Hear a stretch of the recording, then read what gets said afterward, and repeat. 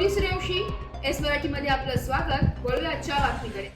दिंडोरी तालुक्यातील मोहाडी येथील सह्याद्री गोपालकृष्ण देवराईचे वृक्षारोपणाचे व वृक्ष संवर्धनाचे कार्य इतरांसाठी प्रेरणादायी व अनुकरणीय असून वर्षभर फक्त नैमित्तिक नव्हे तर व्यक्तिगत सुख दुःखाच्या वेळी सुद्धा वृक्ष लागवड व संवर्धनातील ग्रामस्थांचा सहभाग, दुर्मिळ देशी वृक्ष प्रजातींची लागवड, सातत्याने जनजागृती सर्व बाबी आयुष्यासाठी अत्यावश्यक व पर्यावरणपूर्वक असून इतर गावांनीही अशा सामूहिक वृक्ष लागवड व संवर्धनाचे कार्य हाती घेणे गरजेचे असल्याचे प्रतिपादन नाशिक जिल्ह्याचे जिल्हाधिकारी जलज शर्मा यांनी यावेळी केले। जिल्हाधिकारी मोहाडी येथील सह्याद्री गोपालकृष्ण देवराईत हरित कुंभ संकल्पनेने अंतर्गत सामूहिक वृक्षारोपण कार्यक्रमानिमित्त बोलत होते। या प्रसंगी शर्मा यांनी सह्याद्री देवराईची वाटचाल व पुढील संकल्पना जाणून घेऊन अशा लोकोपयोगी पर्यावरण पूरक उपक्रमासाठी प्रशासनाच्या वतीने शक्य ती मदत करण्याचे आश्वासन दिले।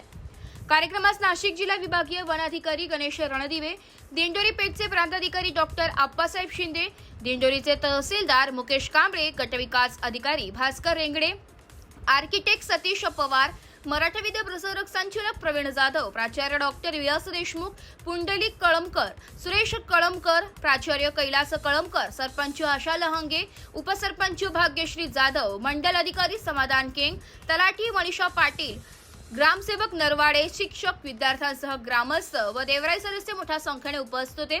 या प्रसंगी विद्यार्थ्यांनी वृक्षगीते सादर केली आहे।